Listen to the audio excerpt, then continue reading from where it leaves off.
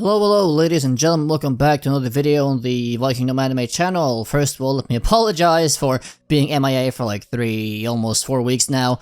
A lot of things was going on, I was busy and stuff like that, and yeah, didn't really have the groove going with making anime videos, but I am planning on making daily content again when the new season is starting, and then till then, make reviews such as the one I am doing today, as today we are reviewing the brand new Black Clover movie that came out, well, yesterday as of the time of recording, and, well, what can I say? The movie was good, I liked it. It was very clean, it was very crisp, a lot of things to like about it, for sure.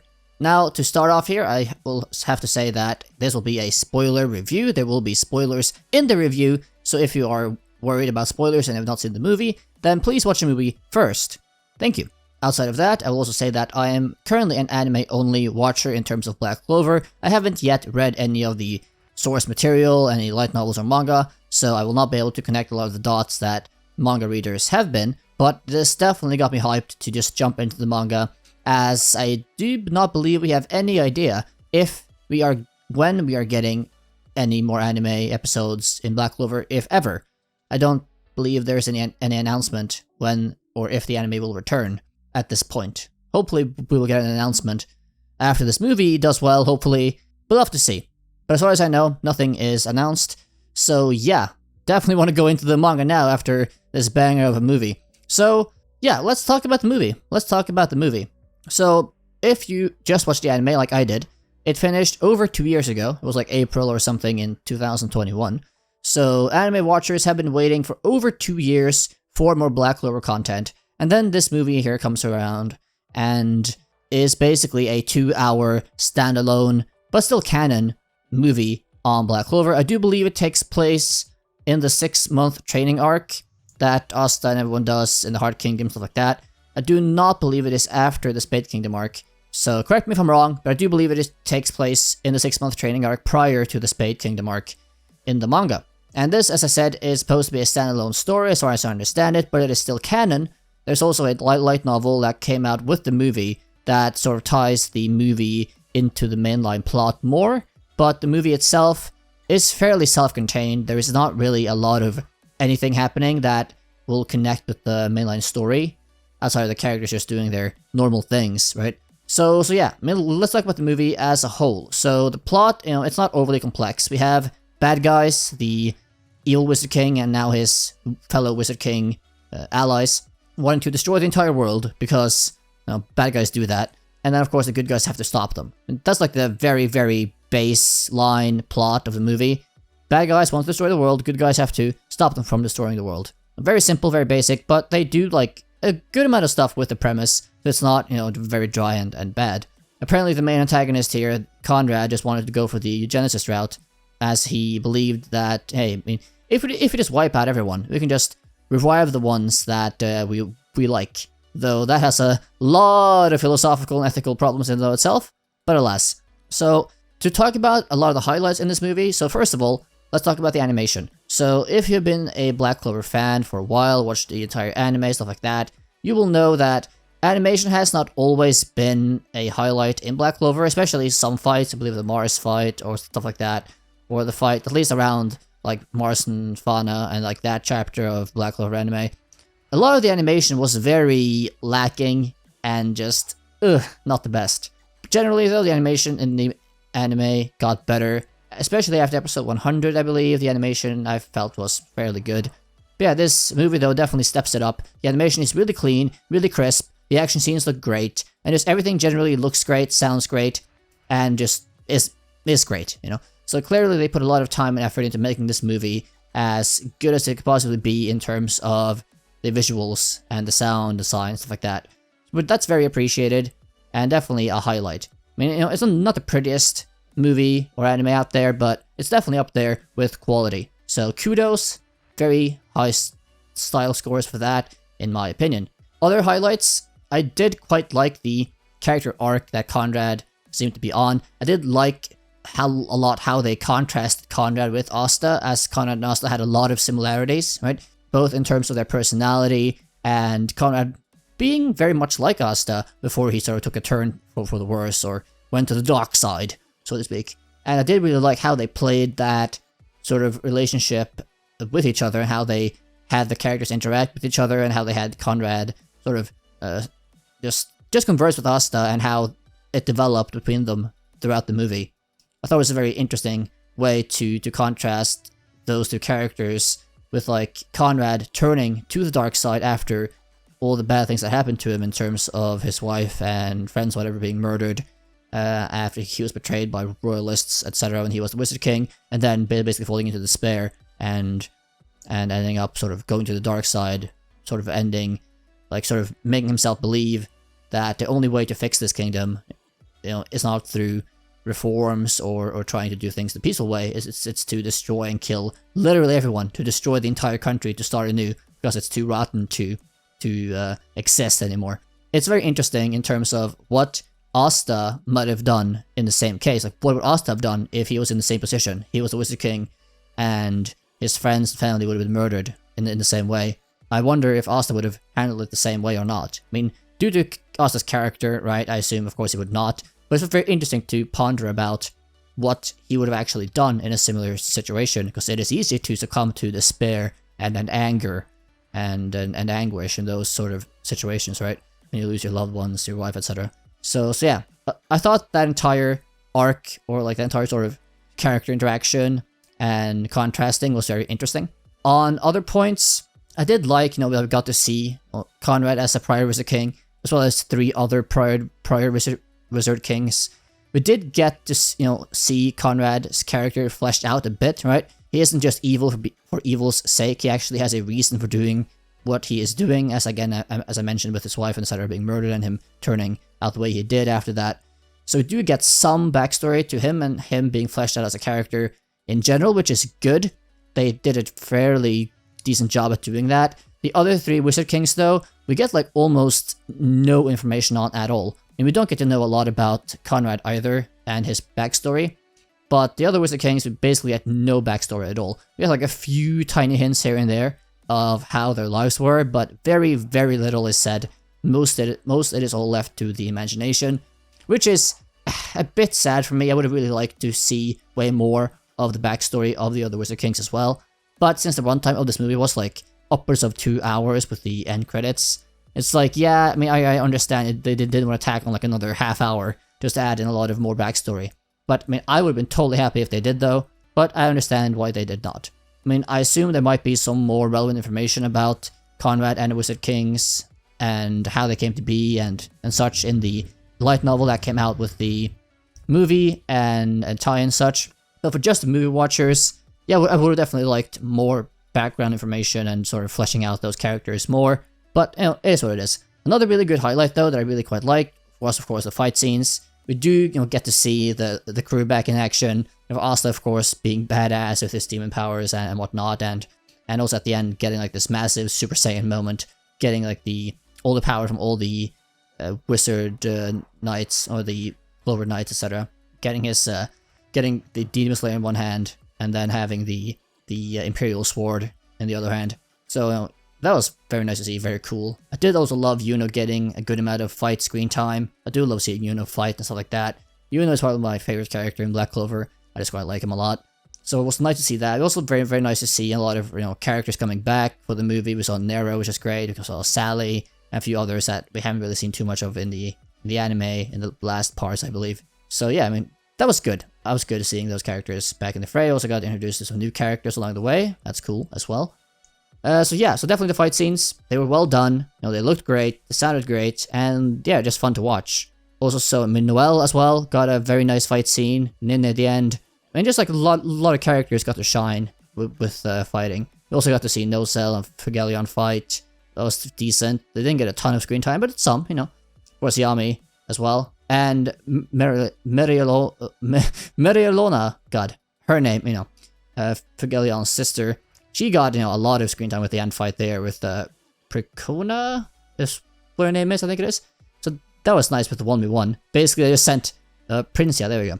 Basically, they just sent her 1-1v1 Princia alone because she's just that much of a Giga Chad, while everyone else just took on the other Wizard King there, the ice one. So yeah, a lot of good action scenes, very happy to see that. Was very entertaining. I mean, you know, Black Clover has never been the most complex of stories, though I assume, as far as I've heard, the manga, you know, has a lot of complex things happening nowadays. But, you know, it hasn't been like the most complex in terms of what many other manga have in the shonen genre, I suppose. But, you know, it does what it does fairly well. And this movie definitely has a lot of the highlights that the anime might have struggled with from time to time. So for me, it's like a fairly highly rated movie. At least like an 8, I would say, overall. Again, another thing that I did keep going back to that I quite liked was just how that even though, of course, Conrad sort of went to the dark side and decided that, you know, the only way to solve this issue was to do a genocide, basically. It's way better that they actually made his character more deep and fleshed out and complex, and not just having him be like a standard cardboard cutout of like being evil for evil's sake. He actually has a reason for doing the things he does. He believes what he's doing is right and necessary, which adds a lot of depth to the character, which is very necessary in something like this. Because you want to actually, I mean, you can empathize with his struggle somewhat, even though you might not agree with his methods, of course. So they did a fairly good job of building Conrad. Again, very lacking in terms of building out the other Wizard Kings, but again, I assume they were a bit constrained on how long they could make the movie, so it's fine, it's fine. I'll hopefully just get some information on that in like the light novel that came with it, if I end up reading that. But as I said, I am very hyped to just start reading the manga at this point in time. I'm just like, it might be time to actually read the manga. It might be time. As far as I heard, the manga might be nearing its end at this point. Not quite sure, but if it is, then definitely need to start reading it. A negative, though, for this movie, at least somewhat of a negative, is that even though I like that in a sense it is a standalone, and it is canon, sure, but it is a standalone, so we don't need to watch this movie to sort of watch the anime, as this happens even like in the middle of like, you know, a training arc in the anime. So you can sort of like skip the movie and not really lose out on anything. On that side is good if later on we get more anime and you don't have to watch the movie to get the plotline through and through. At the same time, as anime watchers have waited over 2 years to get more Black Clover content, getting more like actual character development and more sort of plot things in the movie would have been really nice. But again, I understand why it sort of was like very, very self-contained and didn't really have any sort of through line that connects too directly with the anime or the rest of the canon.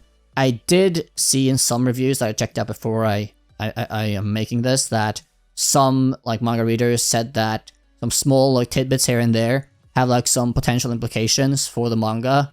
But that's like more, you have to really know the manga to really connect those dots, right? Nothing major plot-wise is included here that carries through to the rest of the manga or the anime. So that is a bit of a double-edged sword. I think it's fine and good they did that in one sense, but also I would have definitely liked more plot. As again, we have waited over 2 years for more Black Clover content on the animation side. Another thing that goes back to the point of not having the other Wizard King stat fleshed out, I felt like, was that I'm not quite sure why they ally with Conrad in the sense of wanting to fulfill his vision of remaking the world or the country. I mean, they all claim that, yeah, like, we agree and we want, like, a world of peace where everyone can smile and not be oppressed and stuff, or be an oppressor. But we didn't get any information, as far as I remember, of why exactly they agree with Conrad on this, or why exactly they, like, support him in this endeavor. It would have been really nice to see way more of that, but again, I guess they just either ran out of time, or they didn't feel it was that important.